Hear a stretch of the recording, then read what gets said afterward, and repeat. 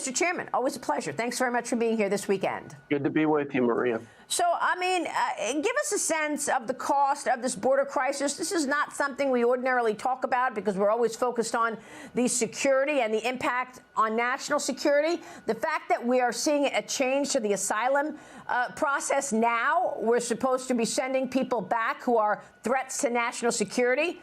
Yeah, it's 3 years later, though.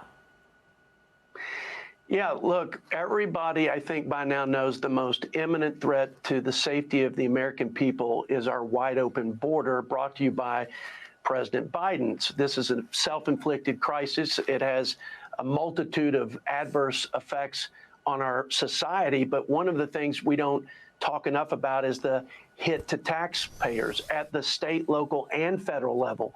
Combined, it's that $150 billion you talked about. But, Maria, 100 of that is borne out by the state and local governments. And they're not like this federal government of ours where they can print and borrow to pay for it. They have to balance their budgets, which means they're either going to take more money out of the pockets of their citizens or cut very important services to their citizens.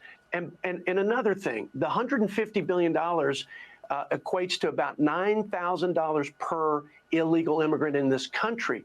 That's more than we spend on our most vulnerable American in the way of Medicaid benefits, and that's more than we spend on our veterans for their military retirement. So this is not just unsustainable in terms of the financial cost, but it is unconscionable that we're doing this when we can't even afford the safety net that currently exists of social services to our own citizens. Well, that is really discouraging and shameful. The fact that we are spending more on foreigners, illegal migrants who just broke the law to get here than we are on our own veterans who actually fought, put their lives at risk for our freedom. Yeah, that's correct. And the list is long in terms of entitlement cost to people here illegally. It's uncompensated care at hospitals. It's $70 billion across the United States in the way of public education. I mean, we're crowding out the ability to educate our children. Folks can't get into the hospital, our citizens to get care. We have $3 billion for Head Start for people here illegally.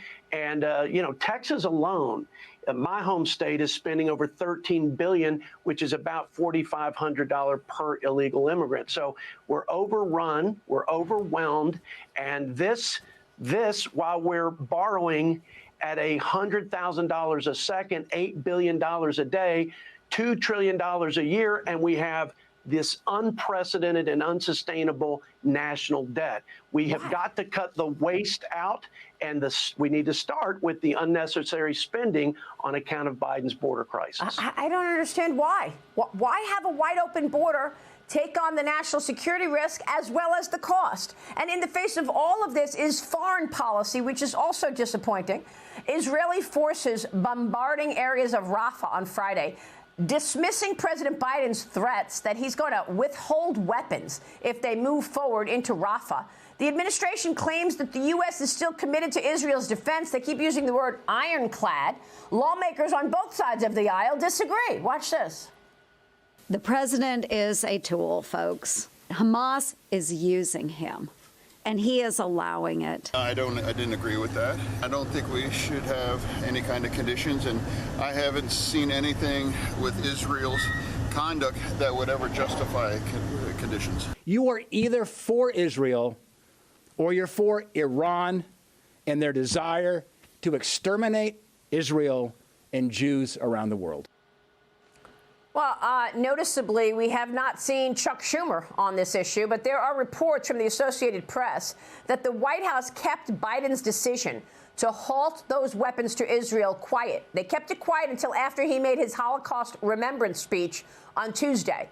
Your colleague, Corey Mills, now is drafting articles of impeachment against Biden for what's being called this quid pro quo threat against Israel. Can you explain this to us? I don't know how any Jewish American, quite frankly, and with all due respect to both parties, could vote for this president with how he's emboldened the greatest enemy of Israel and the root of all this evil, which is Iran, the state sponsor of Hamas and Hezbollah. He's emboldened them with his weakness, and now he's playing games with these munitions in support of Israel so that they will project weakness. We know that how that turned out with respect to Russia, with respect to Iran. It is a dangerous game he's playing, but it shows you, Maria, the lengths that he will go to placate the left. That is what's so sinister about all of this. I think that's what's behind this, just like this open border. I can tell you, it's a president that is desperate to placate the radical left in his party. And this is another manifestation of it, except now we're not just imperiling citizens of this country, we're imperiling our greatest ally in the Middle East, and we threaten to elevate this to a regional conflict where Americans will be involved with more than our treasure, but with our sons and daughters. Yeah. Really, really discouraging. Another big headline, important headline, which I'd love you to talk through, is the Social Security funding. Social Security funds still barreling toward a disaster. A new Treasury report is warning that the program will run out of money in 2035.